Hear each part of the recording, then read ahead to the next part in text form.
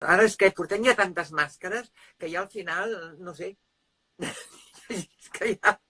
És que és tot com aquelles nines russes, no? Que vas obrint i vas sortint, i van sortint, i van sortint.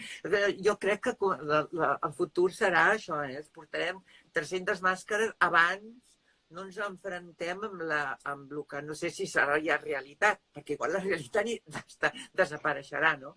Però diries, Manuela, que ara ens estem adonant tots plegats que vivíem en això, en una repressió, en una màscara? Ho dic perquè tu ja ho havies viscut a nivell personal, però potser ara amb el confinament, amb el que està passant, ens estem Mira, adonant quan tots, no? jo vaig fer aquell el programa de Canal 9, Sí.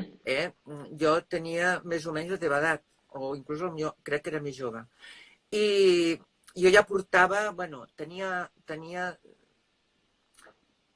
callos en totes partes. Vull dir, jo ja estava viscuda i reviscuda i girada al revés. Vull dir, jo ja tenia una experiència de la vida molt gran, perquè jo ja havia estat visquent a Sud-amèrica, havia viscut coses molt fortes allà, en fi, jo ja havia viscut moltíssim.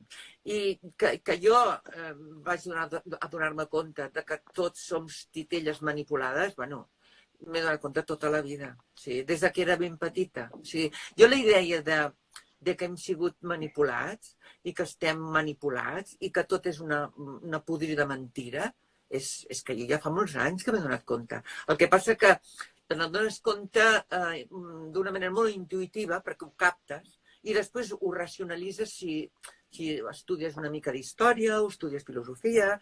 I com tu saps, a mi m'agrada molt la història, m'agrada molt la filosofia, m'agrada molt el pensament i les reflexions que han fet altres persones. La lectura és una passió. I llavors comprens les històries, no? Comprens el per què va passar allò o l'altre. De fet, el que estem visquent ara és que no té gens d'originalitat. Vull dir, el que estem visquent ara, això s'ha repetit a la història 300.000 vegades. És que ni siquiera els que estan creant aquest malestar, perquè jo no tinc dubte que tot això hi ha la participació de la mà de l'home, vull dir, això... S'ha creat tot això. Sí, totalment. Jo estic convençuda. Vull dir, jo estic superconvençuda perquè aquesta mena d'històries ja han passat a lo llarg de la història. O sigui, tot ha sigut experiments d'una manera o d'una altra. Vull dir, des del moment que un tio agafa una pedra i li trenca el cap a un altre, fins ara, que estem manipulant el sistema a través de la bioquímica, de la citologia, és que és el mateix. Vull dir, és que no ha canviat res. Vull dir, analitzes una mica la història i no ha canviat res. Estem sempre en el mateix punt. En un punt, com deia el Hegel, el de l'amo i de l'esclavo, no? O sigui, o com deien l'Adam Smith, no? Que encara era més tremendo, el pare del liberalisme econòmic, no? Que hi ha gent que ha nascut per ser pobre i pobre s'ha de quedar i estan els rics que són els que han de governar. Bueno, doncs és això. A més, ara hi ha estudis, Manuela, que diuen que el coronavirus està afectant més precisament a les persones més vulnerables, és a dir, la gent que té menys diners. És a dir, els rics, per exemple, José María Aznar l'hem vist a Marbella, a la seva segona residència. Home, clar. És que si miréssim per un foradet, la veritat, miréssim per un foradet com viuen tota aquesta gent de poder o com els han batejat gent que em sembla molt respetuosa, la manada econòmica o la manada... aquesta gent, vull dir, és que si ho miréssim per un foradet ens acabaríem de donar compte de la verdadera merda o porqueria, que agrada més perquè està molt associada la paraula porqueria amb mi, doncs la quantitat de merda i porqueria i de basura que hi ha en la nostra realitat. I com la gent del poder, com es veu en la gran pel·lícula de Pier Paolo Pasolini, Salò, los 120 días de Sodoma, com el poder es caga i es pixa amb el dèbil, no? I és el que estan fent. Vull dir, és que s'estan cagant... El poder es caga i es pixa amb el dèbil. Sí, el poder es caga, es pixa, es masturba i eyacula a sobre del poble innocent. Vull dir, i la gran pel·lícula de Pier Paolo Pasolini, que jo la recomano a tothom que vulgui donar-se compte del que és la vida, doncs és això. El poder morbosseja de la misèria humana i juga amb ella. Home, se n'aprofita, vaja.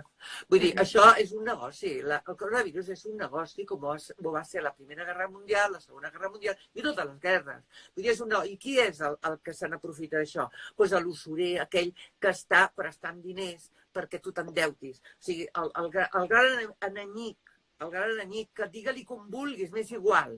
Digue-li maçó, digue-li Illuminati, digue-li del planeta humit, digue-li com vulguis.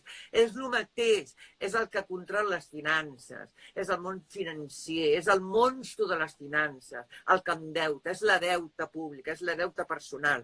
I d'aquí se trata tot. El coronavirus, l'origen, el que ha creat el coronavirus és el protagonista que crea la deuta monetària, financera. I llavors, això posa el nom que vulgui. A mi m'és igual. Si són els xinos, si són els americans, si és els maçons, si són els Illuminati, si són els humites, com he dit abans, o si són els lagartos. Vull dir que hi ha 300.000 teories i tothom opina la seva. A mi m'és igual qui sigui. Jo sé que existeix això. Tenim algunes preguntes.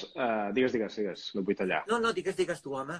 No, algunes preguntes que ens fa arribar gent que vaig apuntant. Per exemple, l'Àngel Llàcer, que coneixes molt i que t'envia molts petons i moltes abraçades. Qui m'adona petons? L'Àngel Llàcer. Ai, pobret, que és maco. Però sempre diré el mateix. Tu cara mi suena, em sembla una horterada, Però la jaula, l'has vist, la jaula de les loques? No, la jaula de les loques no l'he vist, no he tingut l'oportunitat, però jo sé que farà un grandíssim paper allí, segur. Doncs l'Àngel ens envia una pregunta sobre el ratpenat. Saps que aquests dies s'ha intentat vincular el coronavirus, o es pregunta si el coronavirus venia d'un ratpenat que es passar-ho a l'espècie humana. D'entrada, a tu què t'evoca la figura del ratpenat? Aviam, jo això no m'ho crec. Jo t'ho dic d'entrada, això no m'ho crec. O sigui, perquè tota la vida els xinos han fet les seves marranades, no? Culinàries. O sigui, s'han menjat tot el que... Deia que els xinos, tot el que veien que es movia, s'ho fotien a la boca. Bé, a mi, que tota la vida he fet marranades, de fer sopa de morcella i coses així. Vull dir, bueno, que jo sàpiga... Home, els pobres s'han mort de gana, han practicat fins el canibalisme perquè en l'època de Mao no tenien ni que menjar i es menjaven entre ells. O sigui que jo no crec que sigui el motiu.